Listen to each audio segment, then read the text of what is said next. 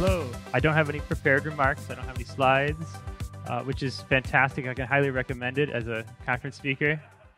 I'm only plugged into the video here because if questions end up needing some visual aids, I'll be happy to pull stuff up. But let's ask some questions. I have a question related to polyfills. Do you recommend to put polyfills in the add-ons or in the apps or in both? That's a good question. So if you're talking specifically about polyfilling Ember features, yeah. So I would say, it depends a little bit.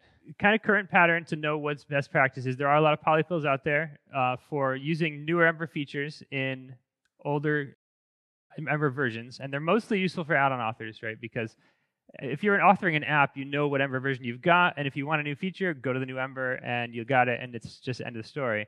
But if you're an add-on author, you really want to use a new feature, but you don't want to burn your users who are still in an older version, right? That's the really useful use case for polyfills. Typically, there's a bunch of add-ons out there that you can add as dependencies of your add-on to give you those features. A challenge with that, and I think probably why he's asking the question, is that as we move forward with Embroider and build systems that are faster and more static and allow add-ons less control over the build, how are we going to keep doing that? So yes, one answer is to really just document for your users that they've got to do it, and that gives that is simpler. It's one extra step for your users, which isn't amazing, but it is less complexity, and it ends up solving a lot of problems, giving people a little less magic. That said, it is possible to implement polyfills in a V2 Embroider format world, typically by basing them on top of the macro system that's built into Embroider. So that's this idea that you can have, there's a set of macros that you can have in published code that, because they're standard, can just be in any add-on. And they can do things like swap out the implementation based on the Ember version. So a lot of polyfills can be implemented that way as something that you don't have to, you can continue authoring the way you've been authoring. The polyfill would run not in your user's application, but it would run before you publish to NPM, and it would translate what you authored into some macro switches so that when it finally builds in the app, it'll either swap in a polyfilled implementation into the app or just skip over it and not pollute the app once the user's on a new Ember. So I guess the takeaway is, if as an advanced polyfill author, you have that option, and I think you'll probably start to see some of those, especially because of the ones we have in the ecosystem. People will probably want to port those over to work that way, and it will work. Hi. So it's been a while now that we are talking about Embroider, and so what is the status? Sure. This? Okay, yeah, good. So everybody wants that question, right? So yeah, so Embroider is in production use in some apps, real apps with big apps. So I would call it ready for any team who wants to spend the little bit of time it'll take to get onto it. It came close to already becoming default in Ember CLI, and then we really just backed off because it was like, hey, we should probably not blindside everybody. Let's talk about it a little more and get a little more documentation. In terms of the maturity, it's a thing you can definitely use that is like people have it in production. Realistically, the challenges are that the whole process is about building a bridge that meets in the middle. So on one side is building up a compatibility system that can take a lot of code with a lot of legacy behavior and make it, almost all of it, work. Right? And that is a big piece of what we've achieved. And on the other side is actually like replacing legacy code so you don't need to support it anymore. And the whole project all along has been about building that bridge to the middle so that the compatibility system doesn't, getting the 80 to 90% in the compatibility system saves you an immense amount of work, because now the vast majority of add-ons work okay with Embroider. The last few percent of add-ons would be nuts to try to make work, and so those are the ones you want to fix from the other side. So we've built most of that bridge. You will typically find in a really big app that you've got something that needs adjusting, but we have a lot of tools for doing that adjusting. So I've done large, multi-year, longed, Ember apps that have been in development for multiple years with tens of developers. And, if I'm looking at them, and of course I know the system, right? It's a matter of hours usually to get them to build in Embroider in its most compatible mode, sometimes even less than that. To go all the way to its most optimized mode is usually more like a couple of days. So that's really not bad in terms of maturity. Now, what we need to do is scale that process out. I can't be the only one to upgrade all your apps for you. I think what that comes from people stepping up and giving it a go and having trouble, but asking those questions in a public way on an issue in the forums, that sort of thing, and then taking what they learn and writing it down for others, right? So that kind of contribution is really going to help. Two things that have shipped that are really useful to know about and that are bringing these capabilities to your apps today are, firstly, Ember Auto Import 2.0 shipped a while back, and it's effectively a polyfill for a large chunk of what Embroider can do from an add-ons perspective. And so I would recommend anybody gets their apps upgraded to that. It's a hard requirement for Ember 4 also. What it gives you is it can handle everything that is classically Ember Auto Import lets you get third-party dependencies into your Ember app, right? Just import from NPM. But as of 2.0, it does that for v2 formatted add-ons. That is the Embroider native format of an add-on. So it can pull those into a classic build. So as an add-on author, you can port to the new static fast format, and even users who are not using Embroider can use your add-on. All they need is Ember Auto Import 2.0, which is a relatively easy upgrade. It is a breaking change from 1 to 2 just because there's a few config changes and a few things you have to check on in your deployment, but it's nothing that requires like app-wide audit or rewrite. That brings a lot of capability to apps that's already shipped today. Also, if you're on 1x of Ember Auto Import, as of 2.2, it gets a lot faster, so you'll get a build performance, and you get that boost every time one of your dependencies on Ember Auto Import 1 goes to 2. So if you want to shave some build time, go hunt those down and get them all upgraded. The other thing that builds off of that is, as I said, add-ons can ship as v2 format natively now. And as of now, we have working examples of that.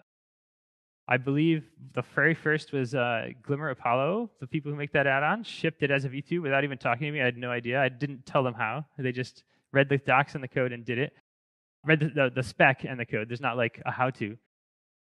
I've also got Ember welcome page converted there's a PR branch just waiting to merge. It's all green. It shows it passing on like all currently supported Ember LTSs, the Ember 4.0 beta, Embroider optimized. So it's like an add-on that provides components to users that works in all those environments and is the like fully optimized future thing. So it's a good example to check out. Now, obviously, we want to formalize that, make it a little easier, give people blueprints so they could just run a command to get that. All that is going to come, but it is practical today to ship things that way. And that's what's going to take us from like it mostly works with a little bit of effort to it will just work, right? And because once people make that leap, it all gets radically simpler and radically faster in the builds. That's when you cut away so much of the legacy behavior. So I think that's really the current frontier of how the community is helping make it easy. Is add-on authors have already stepped up and started testing their existing add-ons in compatibility mode, right? And that's great. That gets you there. But it's also the kind of thing where I'm sure if add-on authors are in the room who've done that, they've seen it break over time because it's just there's a lot of layers when we're doing all the compatibility. So dropping all of that and going to the native v2 format, it won't break going forward. So from an app perspective, is Ember Auto Import v2 downwards compatible with v1? So if I have add-ons that are still on v1, can I still use them in a v2 app? Yes, that's right. So it's compatible in that direction. Add-ons that use the 1x will totally work in your app using 2. It's not compatible in the flip side. So once an add-on goes to 2, it does demand that the app goes to 2. And your users would get a nice message telling them that. So it is generally, add-on authors should consider it a breaking change when they upgrade and document that as of release of my add-on, your app has to have Ember Auto Import 2.0. And that was a conscious choice.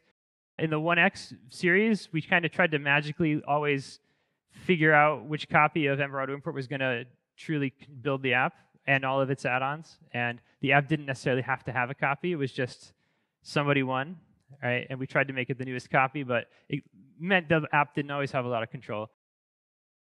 We simplified all that as of 2.0 by just saying the app's got to have it. And that also really aligns you with Embroider because both Embroider and Ember Auto Import 2.0 are building code with Webpack 5. And in both those cases, they'll tell you to install Webpack 5 because you even get to control the exact version of it. So it really makes things a little more transparent. And that's a theme with what we're trying to achieve, both technically and socially, with this whole effort, right? Which is, obviously, technically, we want to deliver the people the features that they want, and faster builds and better static code analysis for what typically gets labeled as tree shaking. And I don't even necessarily love the term because it's really the opposite of that. It's like, don't even ever look at the code that's not being used. It's not that you remove things that aren't being used, it's that you literally never look at them, even the build, right, if they're not being used. So that kind of stuff, apps with route-based code splitting totally are in production today. So apps with tree shaking are totally in production today, like big apps with lots of users. So it's true when people say we don't have it yet because it's not in the out-of-the-box experience for a brand new app. But if you're in the know enough to be here and you're excited about those features, you can have those features now, right? But the point of beyond just those features as the goal for all this work is also the social aspect of not needing, like cutting out a lot of layers of stuff that is a barrier to contribution, a barrier to participation. There's just enough old stuff that we're getting rid of that you won't have to learn about anymore, right? And it will make it easier to contribute, make it easier to understand what's going on. And then where there is irreducible complexities, and I think that was a good example that came out of the panel discussion. People were talking about the fact that no matter what your system, in any kind of advanced developer tooling, there's going to be advanced features that you need an expert to debug when they break. And that's just true, right? Like fixing compilers isn't easy. You need somebody who knows what's going on. But it is nice that by aligning ourselves better with web standards, better with JavaScript standards, we don't have to shoulder all of that ourselves, right? The point of Embroider is not to, it's to not have to reinvent nearly so much and to be on mainline tooling, and also to give us future flexibility on tooling, right? As I've said before, we've tested Webpack the most heavily, so it's like the currently easiest to use choice, but there's nothing Webpack fundamental about Embroider, right? The work we're doing to move the ecosystem onto a standard means that you can use that same standard against any build tooling. And so, if folks haven't seen the talk I did for Virtual EmberConf back in March, I demoed, like radically different build tooling done entirely in the service worker with native modules and incredibly fast builds. And all that stuff gets unlocked, right? Once we're on really clean standards that are web standards and JavaScript plus just a little bit, right? Because there's definitely things that are underspecified that you need in a practical application. Stuff about styles or, there's a few, or things like the extensions we have to do, like the macro system, where it's just like there's a lot of ways to do a little bit of dynamism, and having one solution there that we can then just port to different systems. Like it's about putting a box around the special bits, and having a much smaller set of special bits that would need to be ported to a new environment. So, I got questions earlier about like, can we ever switch from Babel to something newer and faster like SWC?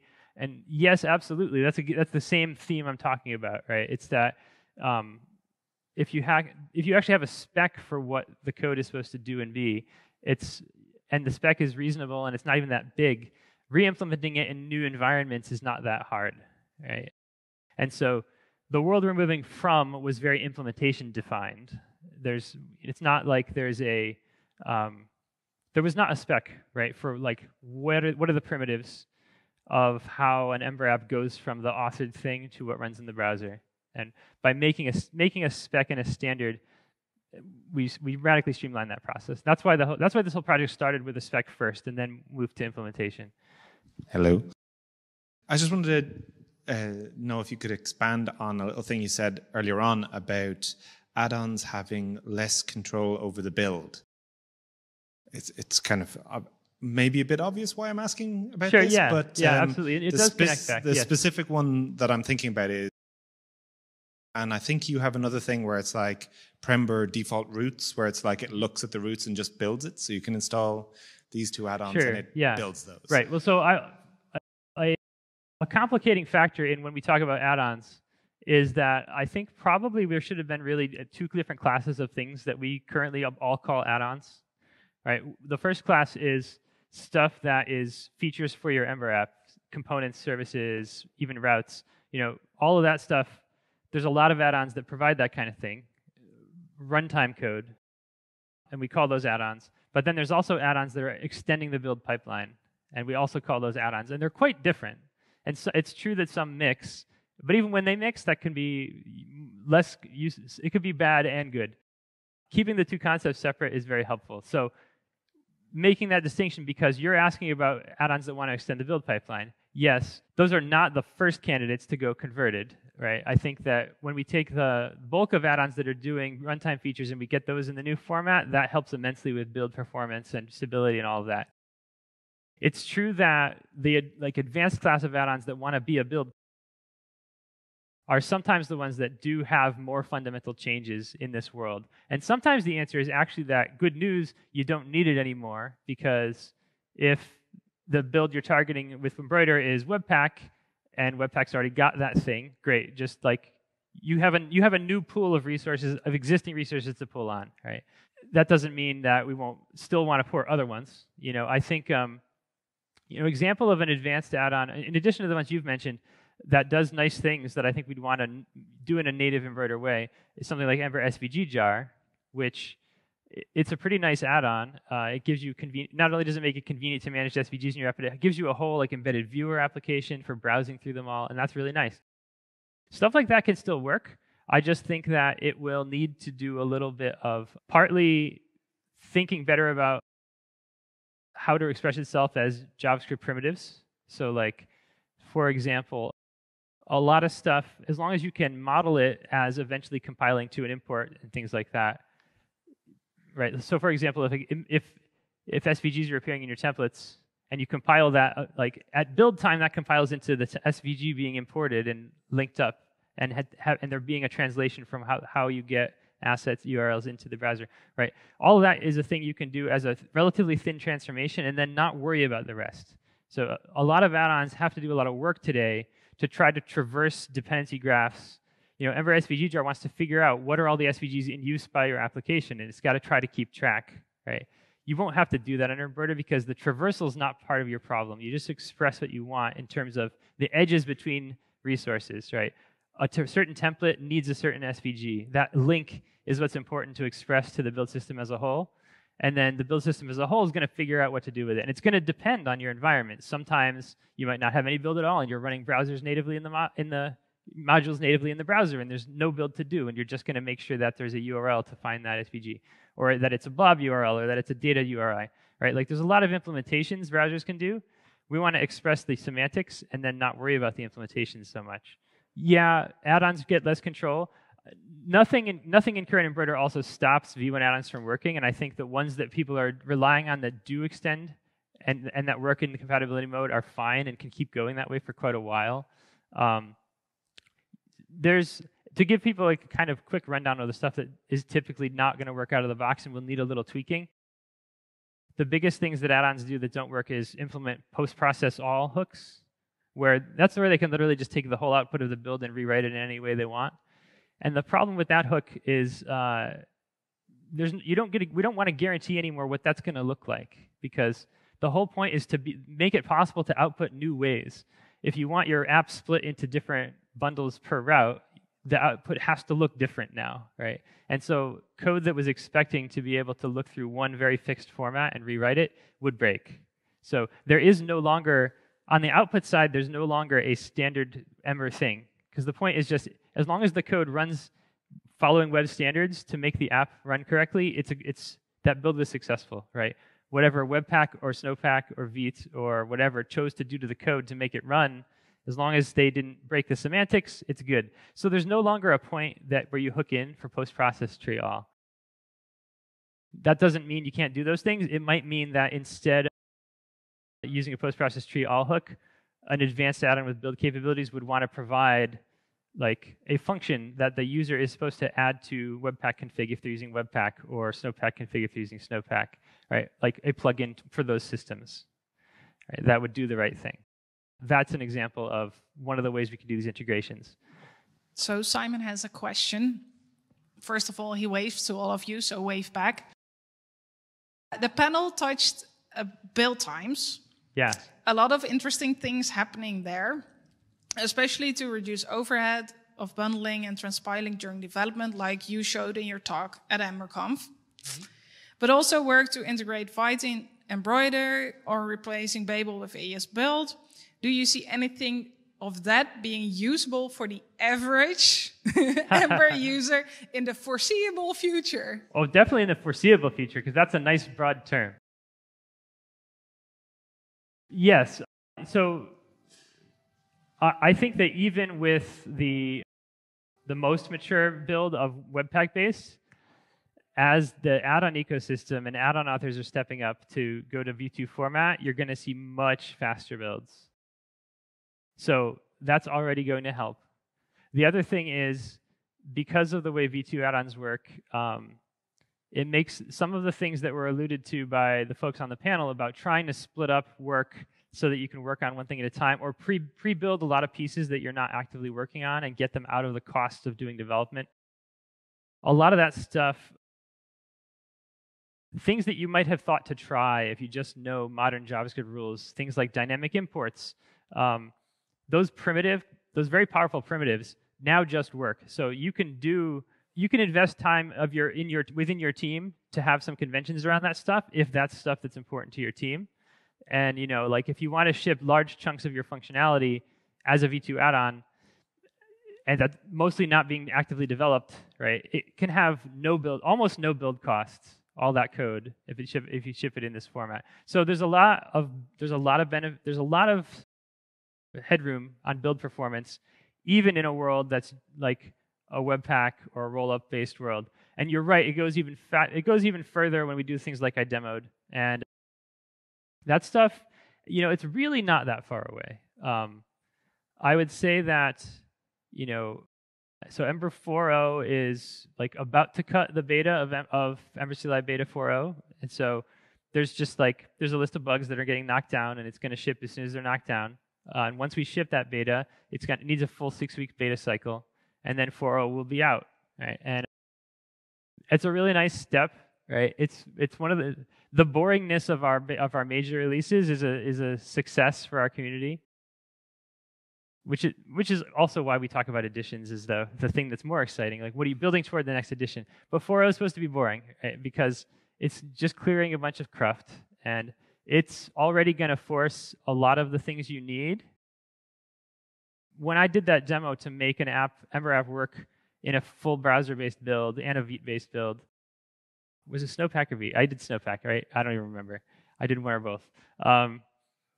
I made those work, and I did my own service worker-based one that's a demo quality right now, and a thing I would like to continue investing in as soon as we can get everybody over this hump.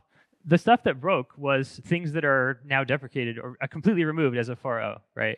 So everything's got to actually work as real modules. The Ember Global's gone, right? All that historical stuff that was there for very good reasons, because it literally predated anything having support for modules, is now gone. And so on the master branch of Ember now, it's gone.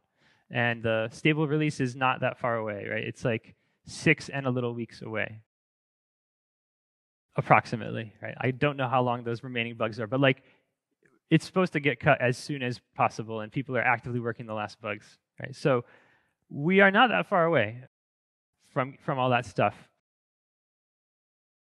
It's a question of, when I think about the amount of achievement, like the scale of what we've been able to do in terms of moving a large group of apps along with us, I'm very happy with the progress, right? It's very easy to move ahead if you want to leave everybody behind, but then you don't have everybody with you, and you either split your community or some people are stuck and they have to give up, and not doing that is something I'm very proud of. And we really have brought incredibly big and very small teams who don't have a lot of dedicated time to just do updates have been able to come along, and very big teams who are responsible for millions of lines of code have been able to come along. I'm very happy with that. I know it feels more slow than like just throwing it all away, but it leaves us all in a much better and stronger place. And And no, I don't think it's that far away for being able to do that. Especially, getting to the point where a newly generated Ember app has the very fanciest. We're not far from that, because like the set of things you need to get the default experience working is just not. It's not unbounded, right? It's a bunch of add-ons, but it's not hundreds. To get them all converted is very much on the near-term roadmap, and we have really great contributions coming in from the community and the companies that support the community. There's folks working full time on solving this stuff at a bunch of places, or at least parts of their time. So it's moving. There's a lot of movement, and I had some great conversations with folks here already, with teams who have some time budgeted to try to fix hard technical problems that are going to help them and help the rest of the community. Right. So that's the stuff that keeps any ecosystem and any project in open source moving, especially. I get asked sometimes by folks, what's the practical way that my company can keep investing so that we're investing in the thing that we depend on? And it really is mostly like giving your people free reign to fix things when they need it, and also just giving them the encouragement to have the courage to try. None of us started out knowing how to fix hard things deep in the internals of a system. It's not like only the original authors of these things can fix them, because a lot of times we're not. It's just you have to step up and get you good at reading code, and that's just all programming, right? Is that? And I would just encourage anybody who hesitates and feels like they're going to waste their time by digging into a bug in some other system, that it's really not a waste. Even if you struggle against it and come to some conclusion that is, oh, it was like fixed in the next version. Like that might feel like a waste of time, but that investment you made in reading that code and getting better at reading the code is actually totally worth it. It's what makes you somebody who can then next time dive into that unfamiliar areas and move much faster next time. Hey, Ed. Two-part question. Part one is we have a 4-year-old app that has liquid fire everywhere to simulate like a native app transition experience. Mm-hmm. We're about to upgrade from that, given some warnings and things that are being deprecated. And I'm interested if you have any words of wisdom. Yeah. Part two, you recently cut your hair. And I'm curious about any observations that you've got as a man with long flowing hair, because I can't relate. Right. Yeah. Okay. Excellent. I'll take that second question first because it's easier. Yeah. No. I did. I went all pandemic without cutting my hair, and I had. Melanie called it romance novel cover hair. Thank you, Melanie. It's a pain in the butt, long hair. I don't know. It felt the first time I put on my bike helmet with short hair again. I said, "Oh, this is so much better." So, yeah, not worth it. On the first question, yeah. So on the animation side, geez, I wish Nick got to already do his talk because I want to know what he's going to show us tomorrow.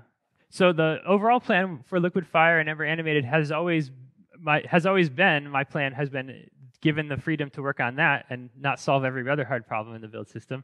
Ember Animated has a bunch of really good primitives in it that are better than what we've got under Liquid Fire for a lot of cases that are difficult. So the plan I would like to see executed is to get Liquid Fire's internals ported over onto Ember Animated as the lower level, Liquid Fire is the higher level for like app-wide transition declarations. That's all like perfectly good work to do. I would love to see it happen. It's just been a question of my priority of not being able to work on it. We have had some good contributions. Some other folks in the community have stepped up to try to clear deprecations and port to some newer paradigms. And I know I've been chatting with Nick about his experiments and work on next generation primitives that we can pull into those projects. But yeah, if you're heavily dependent on it and you can spend some time boxed amount of your team's time on the things that are broken, I'd be happy to help you or anybody else like pave the way of how to contribute and get things up to date, because it really is just a question of needing more hands and more time. So it's there's a lot of work to do, but that's the symptom of people actually relying on and using a lot of code. So, but there's no plan to like terminate end of life Liquid Fire or anything. It's just that it needs some TLC and haven't had the time. Yeah. So this might already reach into tomorrow's talk, but obviously besides the build system that you're working on What else do you think are the next big things that we as a community, as a framework, should tackle and improve? Yeah, for sure. So I think that once the point of a major is to clear the decks of old stuff, right? And then that frees you to look at what is the next paradigm, what is the next edition you're moving towards. I believe the code name that's already been bandied about is Polaris, Ember Polaris. I would say that the kind of high-level architecture ideas that bring Polaris together and make it feel cohesive is, like any edition, it's stuff that you might have, if you've been paying attention, you've already seen dribbling out as ideas or as small features. But it's really unifying all of our concepts as JavaScript primitives in the sense that, for example, template imports, a first-class syntax for mixing, single file component context. I really like GJS as a proposed syntax for that. I think that it's a perfectly nice thing to use. I think that if you look at the Ember template imports repo, it's an add-on that implements that syntax, and it's built entirely on public API that's stable in Ember, which is no small thing when you think about adopting any kind of add-on. Of course, right? There's a risk to, is this really official? The nice thing about that add-on is it's built on very unstable supported public API. We would still like to push it all the way to being a default thing that you could teach in the guides and all of that. And the remaining work there is really just getting folks to help out and push forward tooling. So, when you do something like adopt syntactic extensions like that, there's work to do to make all the editors happy with it, make all the linters happy with it, syntax highlighters, that sort of thing. That's all the remaining work there. So it's actually quite close. Like all the actual work in Ember Core, all that magic is really done. It's a question of just, and once we can show good tooling, I think you'll have great community consensus behind these proposals. And that's really the only blocker is like people saying, well, will it work in VS Code? Will it work in Sublime? Will GitHub syntax highlight it? And just by answering those questions with a little bit of tooling work, that feature's not far away. And I think it's a major improvement in experience. And it goes hand in glove with another project called Glint, which is about bringing TypeScript typing fully through the templating layer, right? Which is definitely a gap in the current type analysis. So that stuff really feels to me like it fits into one cohesive paradigm, how Ember Polaris would feel. It's got that stuff, right? Even things like the fact that as of several releases back, months now back, maybe a year, in Ember, components and helpers and modifiers are truly first-class objects in the sense that in JavaScript, functions are first-class objects that can be passed around and then invoked. And that wasn't true historically. It's true now.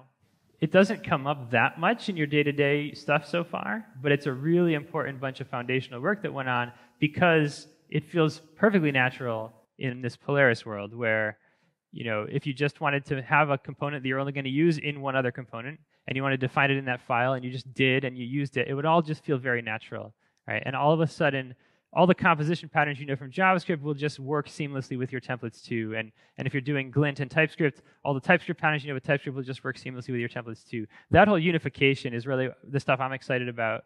And it's not that far away, like I've said. It's based off of getting the tooling well enough. The primitives in Ember itself are there. The folks working on Glint have done a really good job. Like it's got a lot already done. So that's the key stuff I see.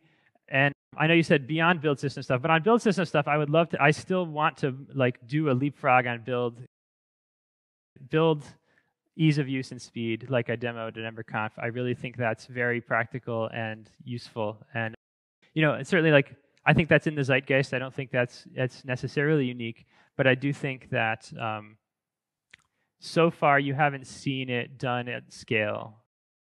I know that DHH of Rails just did a whole blast about their next iteration of JavaScript in Rails and how it's going to be loose modules and no build system and all that stuff. And that's along the same lines, but I think Rails is on iteration 11 of how they do JavaScript, so we'll see how much it catches.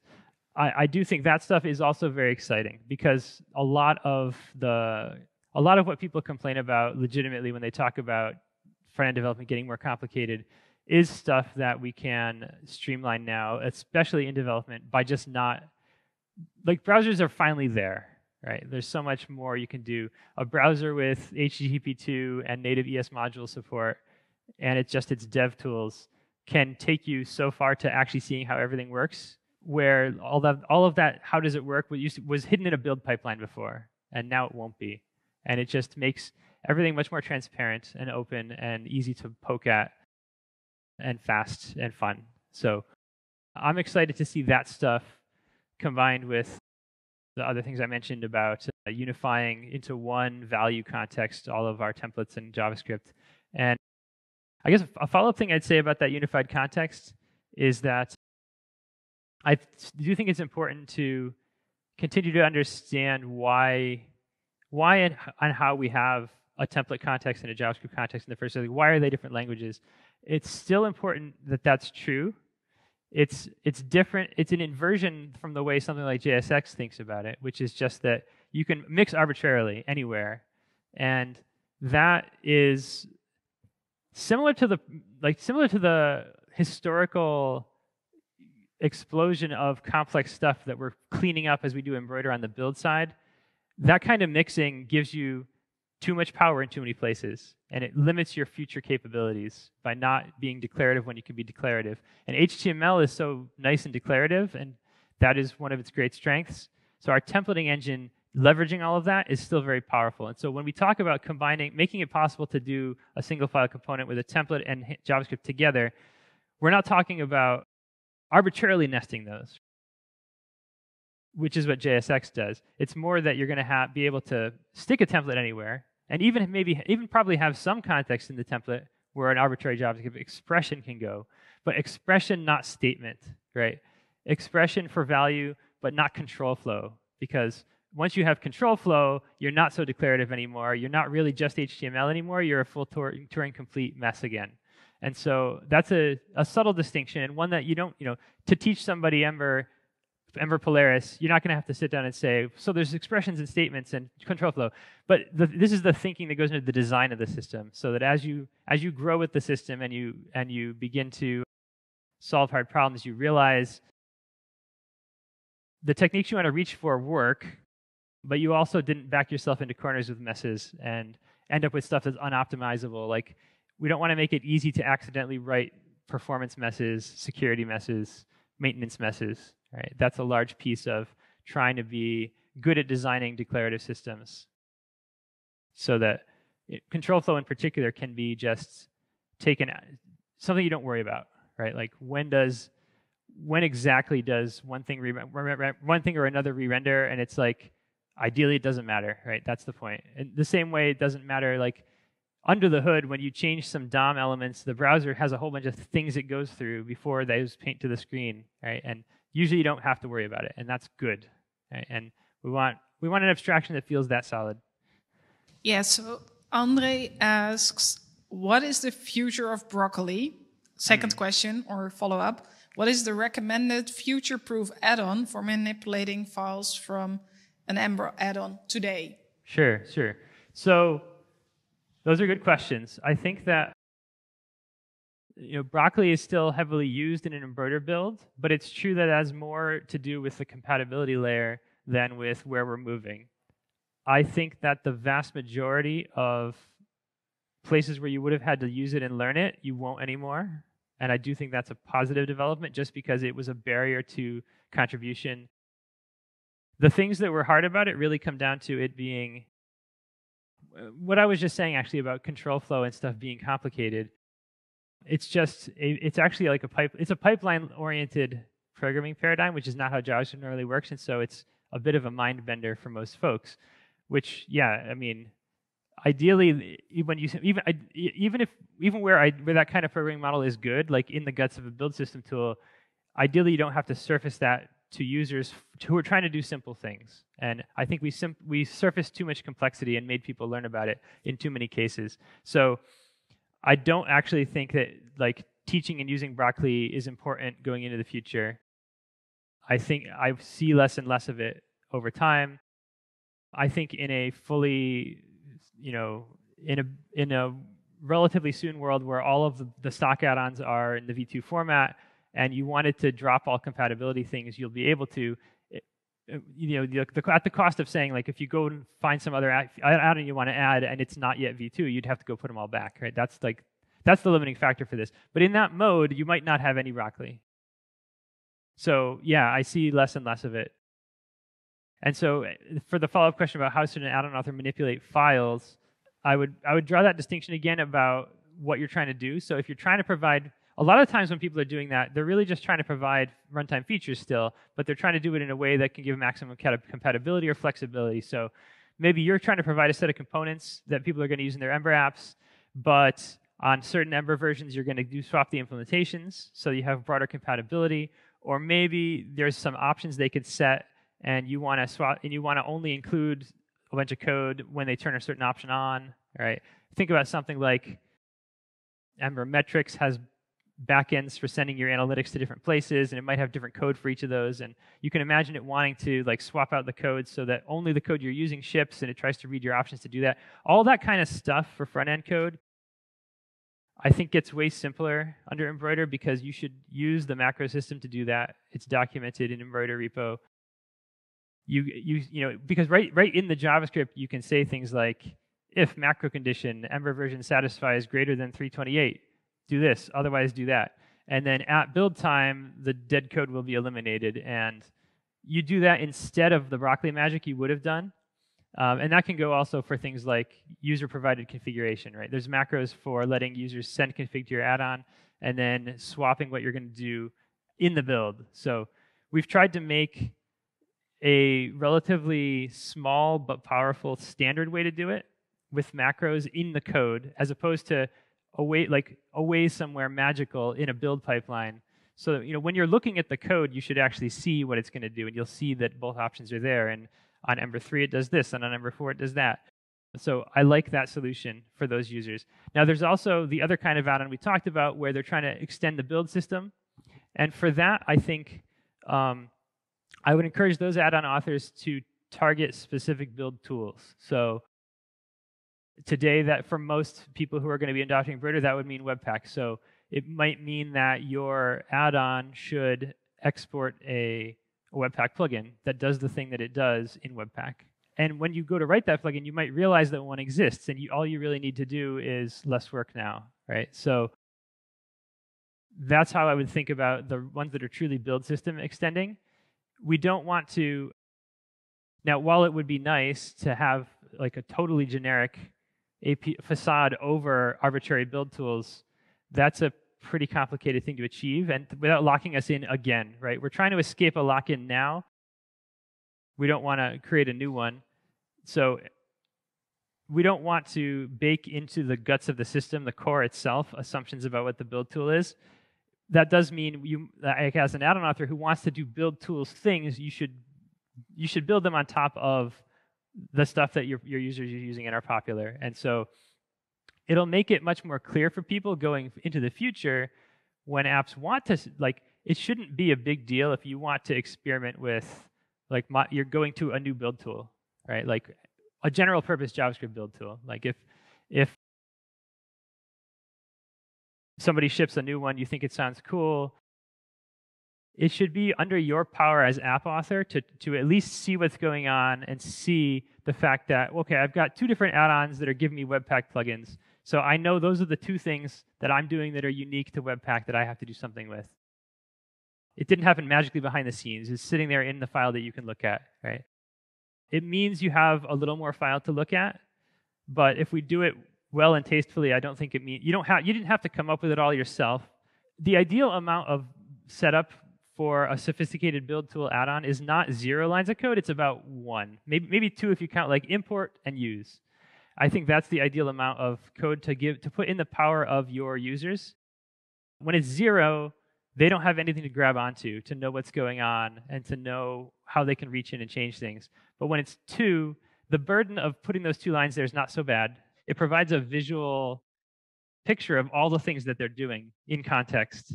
So that's why I would encourage thinking about that kind of pattern for add-on authors who want to give tools to people, right? Like give them plug in and tell them how to put it in and do those 2 lines of code. And then now it's not so magical. They see what they've got. And, magical is not a bad thing. I don't want to use magical as a bad thing, but hiding's not good, right? Opacity is not good. Power is great. Like being able to solve all my problems from some library and solve all my problems is exactly the kind of magic you want.